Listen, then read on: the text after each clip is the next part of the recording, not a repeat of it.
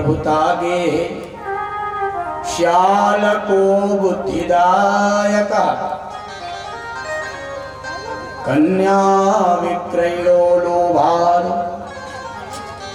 दंपति नाम च कलकनम। बोले कलयुग में प्रायः कन्याओं का अभाव हो जाएगा। कन्याओं का अभाव हो गया तो बेटों के विवाह में समस्या तो होगी, क्योंकि कलयुग में सबको पुत्र चाहिए, पुत्री किसी को नहीं चाहिए। तो स्थिति यह हो गई कि पुत्र ही पुत्र है, पुत्री है ये नहीं महाराज। तो अभी तक बेटा के बाप दहेज मांगते थे, अब बिटिया का बाप दहेज मांगने लगा।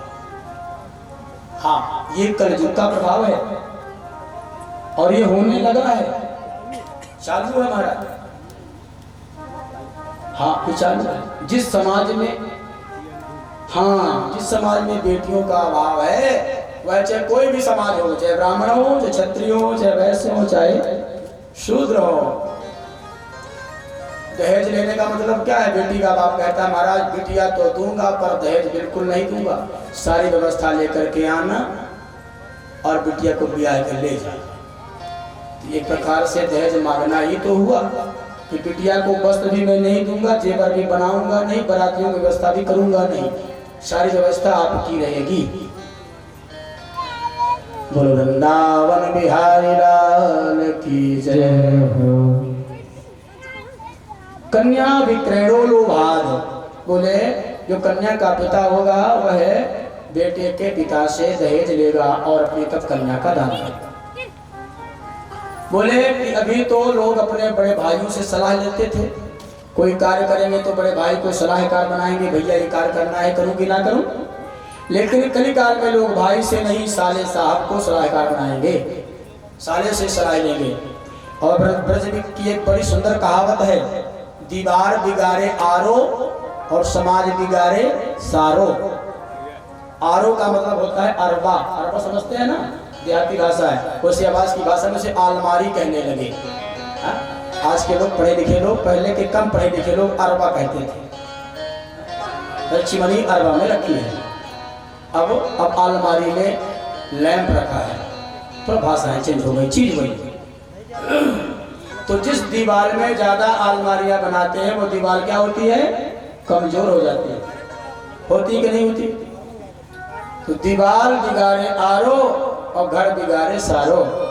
जिस घर में साले साहब की चलने लगती है महाराज, उस घर में जल्दी ही हिस्सा बांट। बहुत दिन तक उस घर के लोग एकत्रित नहीं रह पाते। ये कलयुग का प्रभाव है। एक बात और आपसे कहें, कथा में नींद जरूर आएगी पर सावधान रहिएगा, सोना नहीं है। सोने के लिए तो रात पड़ी है अपने पास, और 7 दिन के बाद फिर सोना ही है। फिर व्यास जी आपको जगाने नहीं जाएंगे और ना ही रामावतार जी कहेंगे कि हमने कथा कराई है भाई फिर चलो।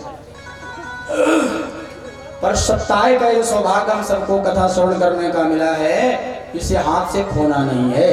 आप सब बड़भागी हो कि भगवान की ऐसी दिव्य कथा सुन रहे थे।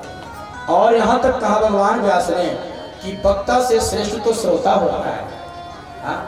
वक्ता से श्रेष्ठ श्रोता होता है। आपको केवल सुनने की चिंता है कि कथा सुनने को मिले, पर व्यास को तो ये भी चिंता है कहीं कुछ कथा गड़बड़ ना निकले। बोले वृंदावन बिहारी लाल की जयकारा जोर से लगाना है। वृंदावन बिहारी लाल की। अब इस बात का ध्यान 7 दिन तक हम रखेंगे कि कथा में, जयकारे में और कीर्तन में कोई कंजूसी नहीं चलेगी। सूत जी महाराज सनकादिक संतों से कहते हैं, नारद जी ने देखा किसी घर में शांति नहीं है, किसी घर में शांति नहीं। आगे बढ़े तो न गंगा न गया काशी, पुष्करम ना प्रयागकम। जय हो। एवमादिशि तीर्थेषु भ्रममाण इतस्ततः। नारद जी, न गंगा न गया काशी, पुष्करम न प्रयागकम। एवं दिशि तीर्थेषु भ्रममाण इतस्ततः। नारद जी भ्रमण करते करते गंगा जी पहुंच गए। बोले गृहस्थियों को तो मैंने देख लिया, कहीं पर सास बहू का झगड़ा, कहीं देवानी जेठानी का झगड़ा, कहीं कोई नहीं, पति पत्नी का ही झगड़ा,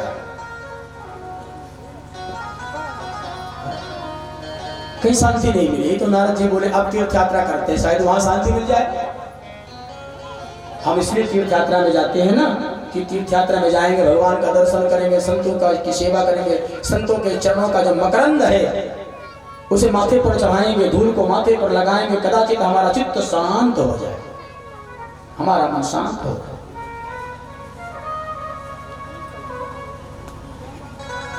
और संतों को प्रणाम करने का विधान भी यही है, घुटने से प्रणाम नहीं करना है संत को न गुरु को। अरे उनके चरणों में जो लगा हुआ अंगूठा पर रेत है उसको माथे पर लगाना है। ये परंपरा है संत को प्रणाम करने की, गुरु को प्रणाम करने की, अपने बड़ों को प्रणाम करने की। पर आजकल धीरे धीरे सारी चीजें बदल रही हैं। अभी तक मऊ में नहीं था पर मऊ में भी चालू हो गया। हाँ, हमें थोड़ा ये बात कहने में तकलीफ हो रही है, ये मऊ हमारे लिए हृदय है और हम ऐसा मानते हैं कि वर्ष में एक बार या कभी 1.5 वर्ष 2 वर्ष में एक बार तो मऊ आने का सौभाग्य प्राप्त हो ही जाता है। यहाँ पर बहुत भक्त हैं, कथा के पक्के श्रोता हैं मऊ में। पर मैं कल जब आया तो कुछ लोग हमारा भी घुटने से ही पाँव पड़ लिए। मैं समझ गया कि अब मऊ में भी कलयुग का डेरा हाँ आ गया। मैंने देखा है कुछ लोग ज्यादा पढ़े लिखे हैं। खैर प्रेम से बोलिए वृंदावन बिहारी लाल की। नारद जी गंगा जी पहुंचे तो गंगा जी ने देखा कि संत का बहुत बड़ा आश्रम बना हुआ है, लेकिन संत का जो नजर है वो केवल धन पर है। आश्रम को बहुत बड़ा बनाया है लेकिन उनका एक ही ध्येय है कि हम यजमानों से कितना धन कमा लें और आश्रम को और बड़ा बना लें और बड़ी बड़ी महंगी महंगी कार बना लें और बहुत से चेला चेली बना लें, बहुत बड़ा बैंक बैलेंस बना लें। वेद शब्द का धारण किया है पर भीतर डेरा जोड़ने की उस दृष्टि को पाल रहे हैं, पोष रहे हैं। नारद जी के मन में बड़ा कष्ट हुआ। एक बार गृहस्थी धन को जोड़े तो अच्छी बात है, क्योंकि गृहस्थी के घर में संत का आगमन होगा, अतिथि का आगमन होगा। यदि गृहस्थ उस व्यवस्था को बनाएगा नहीं तो अतिथि को खिलाएगा क्या, पिलाएगा क्या, बैठाएगा कहाँ, सुलाएगा कहाँ। लेकिन संत को तो बस में जोड़ना नहीं चाहिए, संत को तो त्यागी होना चाहिए, संत को तो केवल राम नाम के धुन को ही एकत्रित करना चाहिए। उसके लिए राम नाम धन ही सबसे बड़ा धन होना चाहिए। हाँ, नारद जी बड़े दुखी हुए। न गंगा न गया काशी पुष्करम ना प्रयाग कम। प्रयागराज भी पहुंचे पर मन को शांति नहीं मिली और भ्रमण करते करते खिन्न मन है, दुखी मन है। और नारद जी भ्रमण करते भये सीधा वृंदावन पहुंचे। वृंदावन धाम, वृंदावन कैसा है? बोले वृंदावन सो वन नहीं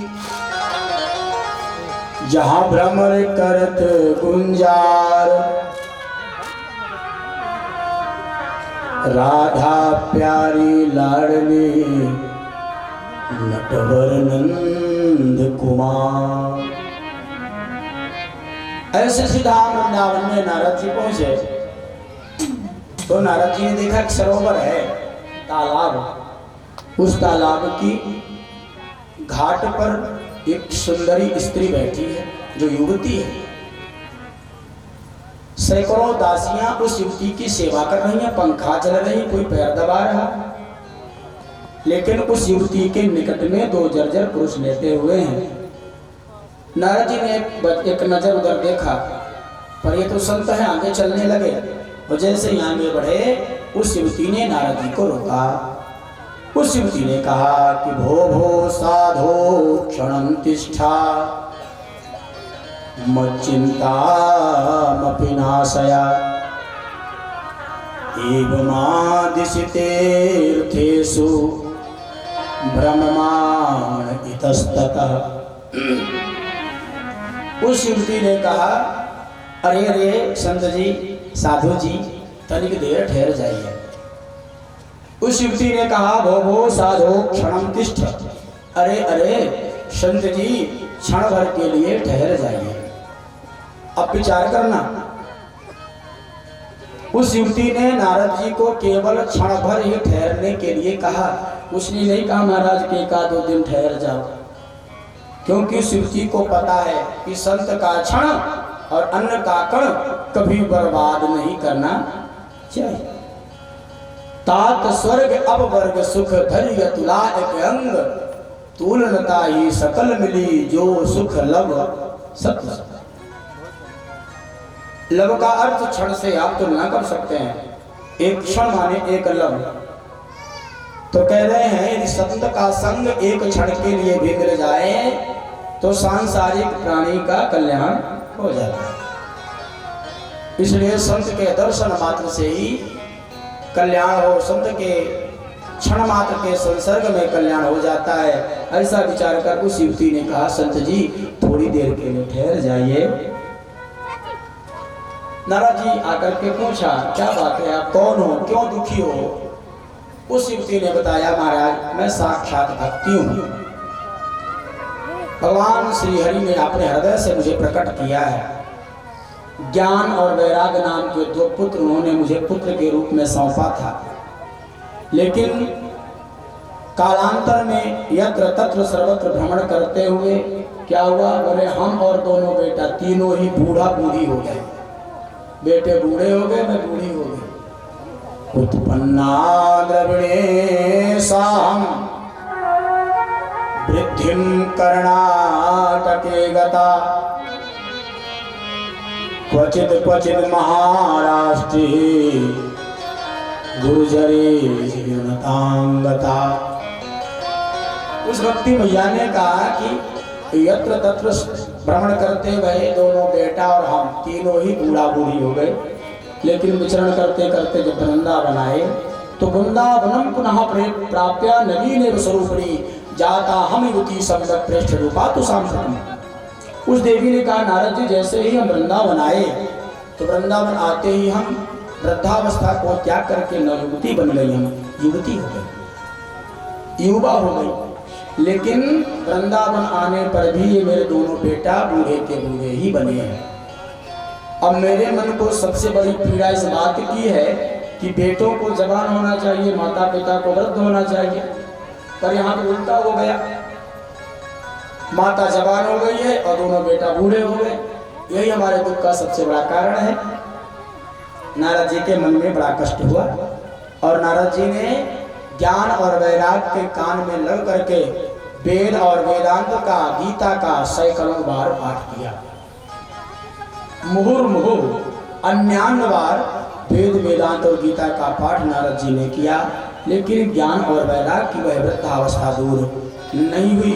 उनकी वह जो निद्रा है वह खुल नहीं रही है। जवाई लेते हैं फिर लेट जाते हैं। नारद के मन में बड़ी चिंता हुई, अब क्या करें? तो आकाशवाणी हुई, एतदर्थं तु सत्कर्मा सुदर्शे तुम समाचरा, तत्ते कर्म विधास्यन्ति साधवो साधुभूषणा। आकाशवाणी हुई। आकाशवाणी ने कहा, नारद जी आप सत्कर्म करो। तो नारद जी ने पूछा, ही महाराज सत्कर्म की परिभाषा क्या है? हम तो यही जानते हैं कि सत्कर्म माने पुराणों का पाठ हो, वेदों का प्रवचन हो, गीता आदि का पाठ हो, यही सत्कर्म है। ये तो मैं कर ही रहा हूं। अब आप ही बता दो सत्कर्म की परिभाषा क्या है? उस आकाशवाणी ने कहा कि साधुओं के जो साधु है, साधवो साधु भूषणा, जो योगियों के भी परम योगी हैं, तो वही सत्कर्म की परिभाषा आपको बताएंगे। अब नारद जी ने भक्ति मैया से कहा कि आप ऐसा करो, आप भगवान का भजन करो, आप भगवान का भजन करो तो आपका कल्याण हो जाएगा। हाँ, कृते अध्याय तो विष्णु त्रेतायाम यजतो मखैः द्वापरे परिचर्यायाम कलौ तदहरि कीर्तनात्। नारद जी ने बताया प्रत्येक अध्याय तो विष्णु युग है 4, सतयुग, त्रेता, द्वापर और कलयुग। तो बोले कि सतयुग में भगवान मात्र ध्यान करने से ही प्रसन्न हो जाते थे। प्रत्येक अध्याय तो विष्णु वर्तमान सतयुग, सतयुग में भगवान ध्यान करने मात्र से प्रसन्न होते थे। त्रेतायाम यजतो मखैः, फिर त्रेता युग आया, इस युग में भगवान यज्ञ करने से प्रसन्न होते थे। फिर आया द्वापर, तो द्वापरे परिचर्यायाम, द्वापर में भगवान तपस्या करने से प्रसन्न होते थे। लेकिन आया कलयुग, भगवान समझ गए कलयुग में मनुष्य की आयु भी कम है, भजन में इसका मन लगेगा नहीं, हाँ पुराण का पाठ करेगा नहीं, वेद का पाठ करेगा नहीं, इसका कल्याण कैसे हो। तो भगवान ने उसको छूट दे दिया। क्या छूट दिया? भगवान ने कहा कि कलयुग केवल नाम आधारा, सुमिर सुमिर नर उतरहि पारा।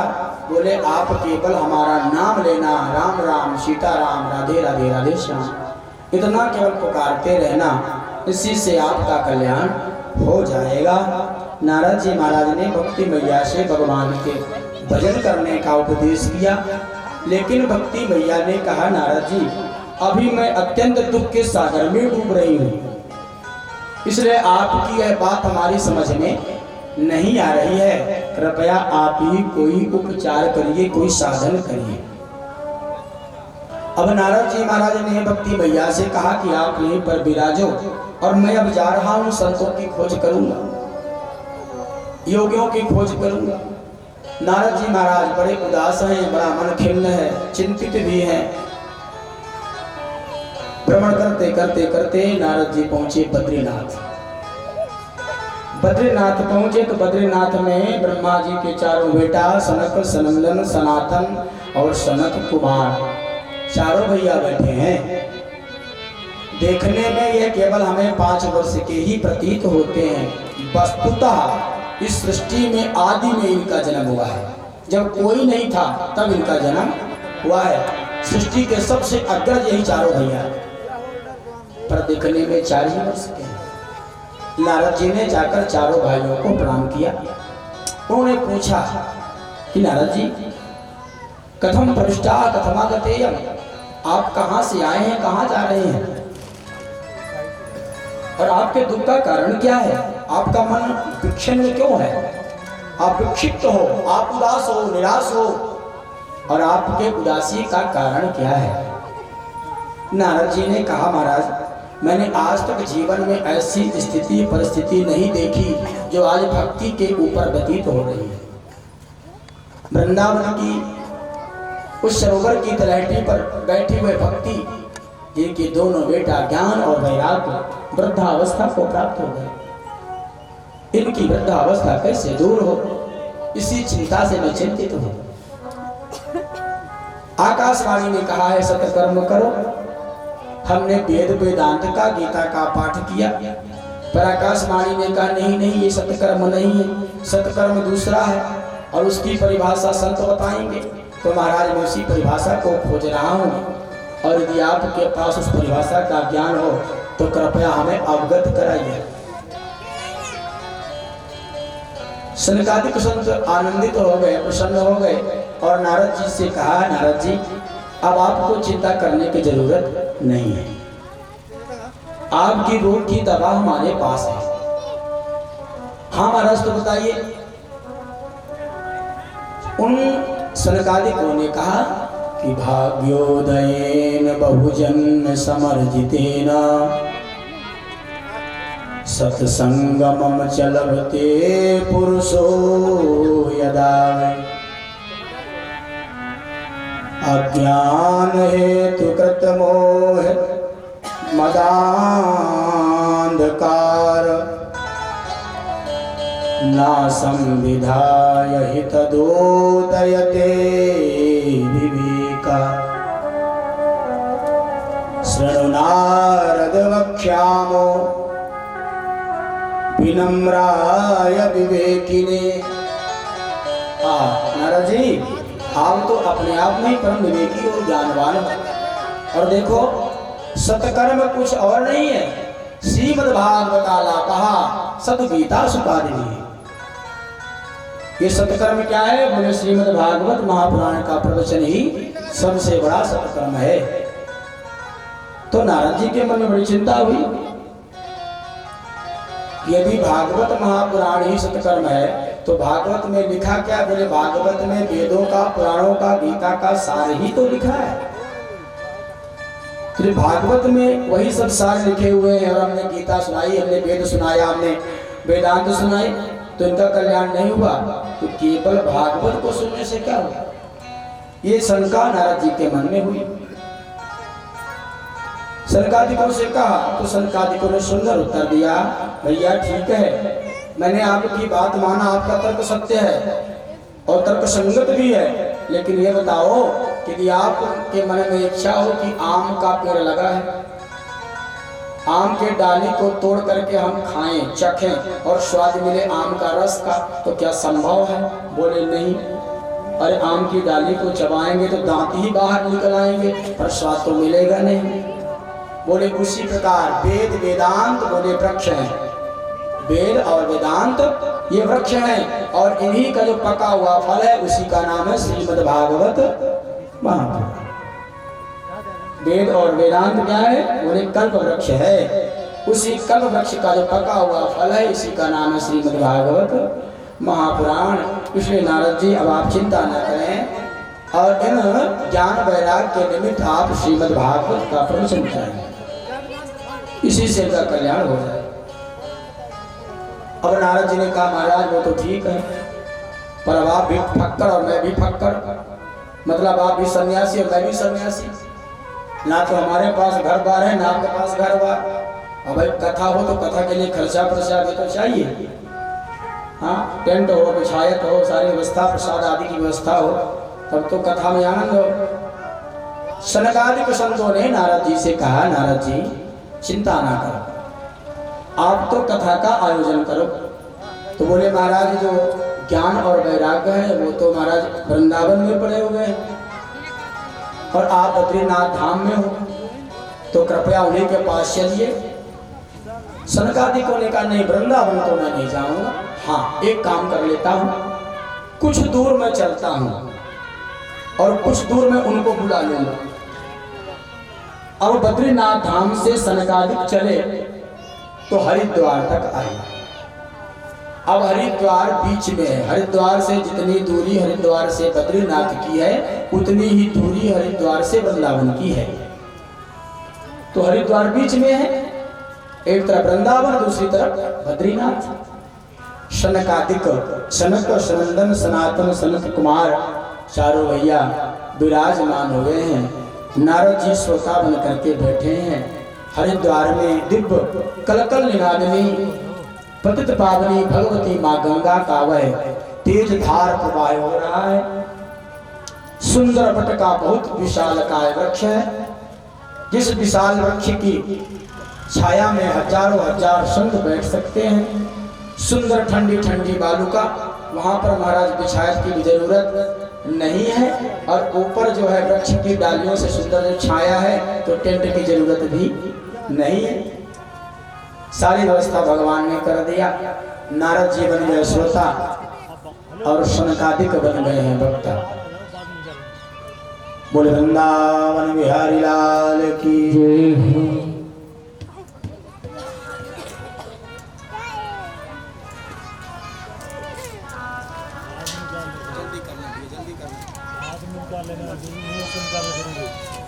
बाद में निकालेंगे, उसका काम बड़ा है।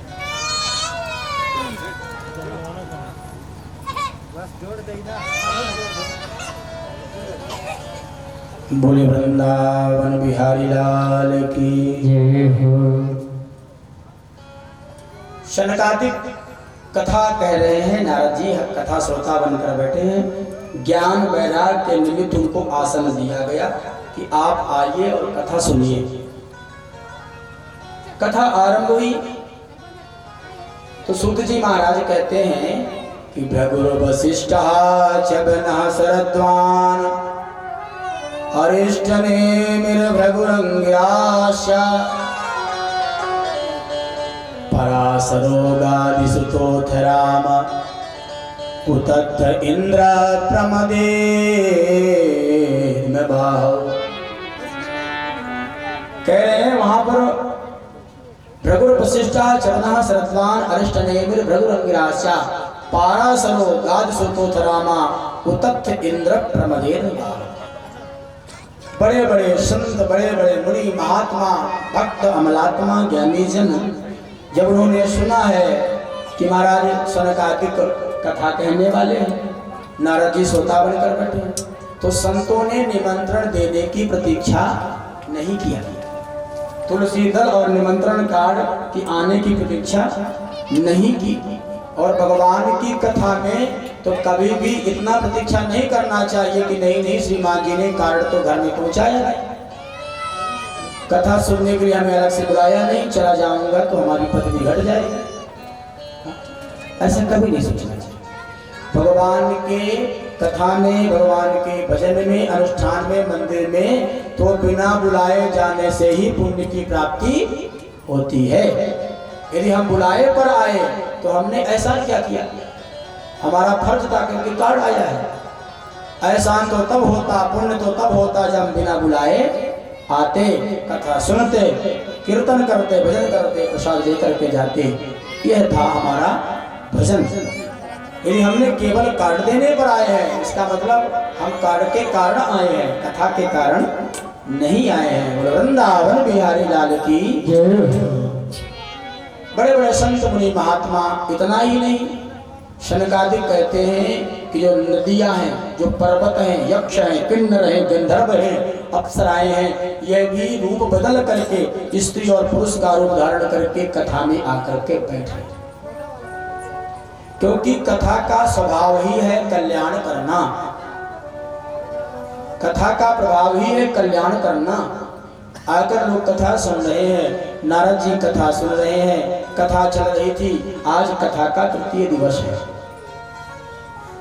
कथा चल रही थी, कथा के मध्य में क्या हुआ, बोले दो पुरुष और एक स्त्री अनायास ही श्री कृष्ण गोविंद हरे मुरारे हे नाथ नारायण वासुदेवा।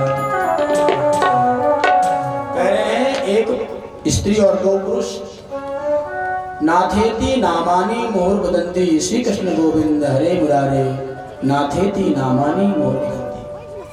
उस कथा में श्रोताओं के मध्य में एक स्त्री और दो पुरुष करताल ध्वनि बजाते हुए, तालियां बजाते हुए और भगवान का कीर्तन करते हुए प्रकट हो गए हैं। वृंदावन बिहारी लाल की। ज्ञान और वैराग्य दोनों ही उस कथा पांडाल पर प्रकट हो गए। संत आपस में पूछने लगे, भैया ये कौन है, ये कौन है। सनकादिकों ने बताया कि जिन ज्ञान और वैराग्य के निमित्त आज यहाँ पर कथा हो रही है, इस कथा के प्रभाव से वह वृंदावन में भले ही बूढ़े बनकर पड़े हुए थे, वह तरुण अवस्था को प्राप्त हो गए और इस हरिद्वार में आकर के प्रकट हो गए। ज्ञान, वैराग्य, ममता, भक्ति, हजारों हजार संतों के मध्य में कथा चल रही थी। नारद जी के मन में शंका हुई और नारद जी ने प्रश्न किया। नारद ने पूछा कि महाराज, मैंने कथा का चमत्कार तो देख लिया, ये बूढ़े ज्ञान और वैराग्य कैसी जर्जर अवस्था में पड़े थे, पर कथा को सुनते ही युवा हो गए, तरुण हो गए हैं। महाराज पर कृपा करके ये बताएं कि और भी कैसे कैसे प्राणियों को कथा तारती है, ये मैं जानना चाहता हूं। सनकादिकों ने कहा, नारद ए मानवा पाप कृतस्तु सर्वदा सदा दुराचार्यता विमार्गगा क्रोधा विदग्धा कुटिलाश कामिना सप्ताह यज्ञ निकलो पुनंतिते। हे नारद, ये भगवान की कथा ऐसी दिव्य है कि ए मानवा माने जो मानव, जो मनुष्य सदा सर्वदा काम की ज्वाला में जल रहे हैं, सदा काम में ही डुबकी लगाते रहते हो, क्रोध की ज्वाला में जलते रहते हो, काम और क्रोध, और तीसरी ज्वाला है लोभ की। लोभ की ज्वाला भी प्रबल है, अत्यंत प्रबल है। तो काम, क्रोध और लोभ, और चौथा है मद माने अहंकार, अभिमान। काम, क्रोध, लोभ और मोह, इन चारों की ज्वाला में जलने वाला प्राणी भी यदि अंततः यह मन में संकल्प करे कि मैं अब भगवान की कथा सुनना चाहता हूँ और अब मैं इस जलन को त्यागना चाहता हूँ, तो परमात्मा की कथा ऐसी दिव्य है, ऐसी शाश्वत है कि ऐसे पापी प्राणी का भी कल्याण कर देते। इतना ही नहीं, जिसने जीवन में कभी माता पिता की सेवा नहीं किया, हाँ, माता पिता वृद्ध हैं, उन वृद्ध माता पिता की सेवा भी उस बेटे ने नहीं किया। माता पिता मृत्यु को प्राप्त हो गए, उनकी सदगति के लिए जो सपंडन संस्कार आदि है, यह भी उस पुत्र ने नहीं किया। परंतु आज अब उस पुत्र की वृद्धावस्था आई है, अब वह अपने पाप का समन करना चाहता है, तो उसे क्या करना चाहिए? संकादिकों ने एक ही बात कही है, हे नारद जी, यदि वह पापी पाप करता करता वृद्धावस्था को प्राप्त हो गया है, अब वह इस उद्देश्य में है कि मैं करूं तो करूं क्या, हमारा कल्याण कैसा हो, कैसे हो, तो उस पापी प्राणी को सिर्फ और सिर्फ भगवान की कथा सुनना चाहिए। इतना ही नहीं, यदि यह पापी प्राणी पाप करता करता मर जाए और मर करके भयानक प्रेत की योनि में चला जाए, तो ऐसे पापी प्रेत की भी मुक्ति पाना है तो भी भागवत की कथा सुनाओ, तो ही उसकी मुक्ति होगी। नारद जी ने पूछा कि महाराज, यदि आपके पास ऐसी कोई घटनाक्रम की कथा हो तो कृपया आप हमें सुनाइए। सनकादिकों ने नारद जी को बताया। नारद जी, एक दिव्य ग्राम है जिसका नाम है आनंद। आनंदपुर नाम का ग्राम, यह समझ लें कि गंगा जी के किनारे तटमानंद आनंद नाम का तट है और वहीं पर गांव है। तो चाहे गांव का नाम समझ ले कि आनंदपुर उस गांव का नाम है। तटमानंद नामकम, तट के पास आनंदपुर नाम का ग्राम है, ऐसा समझना। वहां पर चारों वर्ण के लोग रहते हैं, ब्राह्मण, क्षत्रिय, वैश्य और शूद्र, सभी रहते हैं, अपनी दिनचर्या करते हैं। और उसी गांव में पंडित जी हैं जिनका नाम है आत्मदेव। पंडित आत्मदेव कैसे हैं? बड़े परम ज्ञानी हैं, साक्षात दूसरे सूर्य के समान परम ज्ञानी हैं आत्मदेव। परंतु इनकी पत्नी इनसे बिल्कुल विपरीत है। पति का नाम आत्मदेव, पत्नी का नाम धुंधुली देवी। धुंधुली का अर्थ है जो सदैव पाप कर्म में ही रत रहे, लड़ाई झगड़ा में ही जिसका मन लगे।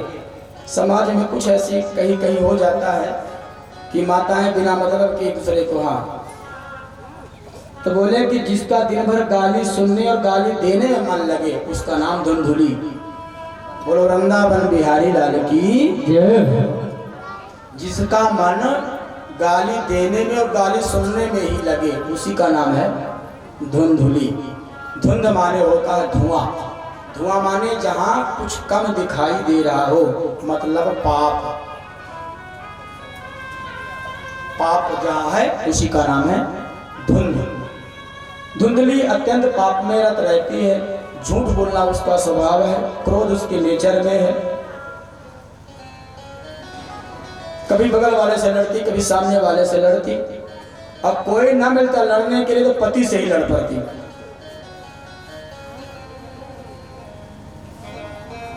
पति जी अत्यंत शांत हैं, बेचारे पंडिताई का कर्म करते हैं, पर आज सवेरे सवेरे धुंधली जल लेने के लिए गई है। घर में कोई संतान नहीं है। जल भरने गई धुंधली माता। कुछ स्त्रियों ने देखा धुंधली को आते हुए, तो एक ने कहा, अरे बहन देखो, सामने से यह निपुती आ रही है, इसको कोई वंश नहीं है, निर्वंशी है। आज सुबह सुबह हमने इसका मुख देख लिया, आज का हमारा सारा दिन बेकार हो गया। जैसे धुंधली ने सुना उन सखियों की बात को, वह धुंधली रोने लगी और रोते रोते पति के पास आई। पति ने पूछा क्यों रो रही हो, तुम्हारे रोने का कारण क्या है? धुंधली ने और रोते हुए कहा, स्वामी जी आज मैं जल भरने गई तो कुछ सखियों ने मुझे बांझ कहा है और यह बात हमारे हृदय पर जाकर तीर की भांति बाण की भांति लगा है। ऐसा लगता है मानो मैं कुछ करके प्राण को ही त्याग दूं, ना रहेगा जीवन और ना ऐसे हमें अप्रिय वचन सुनने पड़ेंगे। आत्मदेव जी बैठे बैठे चिंतन करते रहे। मन में आत्मदेव को भी गिलानी हुई और आत्मदेव जी ने पत्नी से बिना कुछ बताए ही जंगल की यात्रा में निकल पड़े। पत्नी ने सोचा शायद कहीं पूजा पाठ कराने जा रहे होंगे। आत्मदेव जी आए। जंगल में घोर जंगल है, एक सरोवर है, तालाब है। तालाब की तलहटी पर आम का वृक्ष है। उसी के नीचे आत्मदेव जी अत्यंत क्लांत हैं, दुखी हैं, निराश हैं, उदास हैं, चित्त विक्षिप्त है। शांत बैठे थे, विचार कर रहे थे मैं करूं तो करूं क्या, प्राण त्याग लूंगा तो आत्महत्या का भी दोष लगेगा। बोले वृंदावन बिहारी लाल की। एक बात हम ये जरूर जाने, जो लोग क्रोध में आकर अपनी आत्महत्या करते हैं तो ये ना सोचे कि आत्महत्या करने वाले को सीधे मुक्ति मिल जाती होगी। आत्महत्या करने वाले को और भी घोर नरक में जाना पड़ता है, क्योंकि आत्महत्या करना भी बहुत बड़ा दोष है। वहां यम के दूत बैठे हैं, कहते हैं तूने आत्मा की हत्या की, तुझको और भी भयानक नरक में जाना पड़ेगा। तो आत्मदेव जी ने कहा कि मैं आत्महत्या तो कर नहीं सकता, मैं करूं तो करूं क्या, और लौट कर घर कैसे जाऊं, लोग मुझे भी निपुती और निर्वंशी कहते हैं। मन में अत्यंत दुख है, लेकिन जब मैं आपसे निवेदन करूं, जब हमारा साथ समाज छोड़ दे, परिवार छोड़ दे, तब ये मान लेना कि हमारा हाथ अब भगवान पकड़ लेगा। हाँ, जब जिसका हाथ उसका समाज, उसका परिवार, उसके भाई बंधु छोड़ देते हैं तो उसका हाथ कन्हैया पकड़ लेता है, उसका हाथ भगवान पकड़ लेता है। भगवान अपने पुत्र को निराश नहीं होने देता। आत्मदेव जी के मन में बड़ा उदासी है, मन बड़ा चिंतित है। कुछ ही देर में एक संत जी का आगमन हुआ। संत जी आ रहे थे। जैसे संत जी का आगमन हो रहा था, आत्मदेव जी उठकर खड़े हुए और जाकर के संत को के चरणों में लौट गए। चरणों में जैसे लेटे, संत जी पंडित जी को उठाना चाहते हैं, आत्मदेव जी को उठाना चाहते हैं, पर आत्मदेव जी रोने लगे। और जैसे रोने लगे, संत ने कहा कि कथम रोदसी विप्रत्वम काते चिंतावलीयसी बदत्वम सत्वरम मह्यम स्वस्य दुःखस्य कारणम। उन पंडित जी से संत ने कहा, पंडित जी आपके रोने का कारण क्या है? कथम रोदसी विप्रत्वम काते चिंतावलीयसी, आपके रोने का कारण क्या है, आप क्यों दुखी हो? अब जैसे ही पंडित जी से पूछा कि आपके रोने का कारण क्या है, पंडित जी और जोर से रोने लगे। और पंडित जी ने कहा, महाराज मैं अपने दुख की गाथा आपको किन शब्दों में वर्णन करूं? महाराज हमारे घर में कोई संतान नहीं है। मैं यदि कोई आम का पेड़ लाकर लगाता हूं तो आम का पेड़ भी सूख जाता है। कोई फल खरीद कर लाता हूं तो फल घर में आकर सड़ जाता है। गाय को हमने एक बार, दो बार, 10 बार पाल कर देखा, पर कोई गाय घर आकर के बच्चा नहीं दिया। और हमारे पत्नी के गर्भ से भी आज तक कोई संतान नहीं हुई। मैं निर्वंशी हूँ, निकुति हूँ, और संसार के इन व्यंग बाणों से मेरा हृदय बड़ा आहत है, बड़ा दुखी है। इसलिए आज मैं इस घोर जंगल में आ गया। अब मैं प्राण त्याग दूंगा, पर लौट करके घर वापस नहीं जाऊंगा। संत जी को पंडित जी के ऊपर दया आ गई और पंडित जी ने बहुत समझाने का प्रयास किया कि पंडित जी को बात समझ में आ जाए। संत ने समझाया कि देखो जो संसार के बेटा है इन्हीं को अपना बेटा मान लो, नहीं मानना तो भगवान को अपना बेटा मान लो। बोलो वृंदावन बिहारी लाल की जय।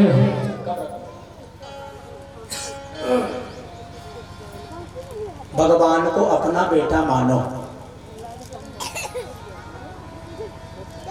और आपको बताएं,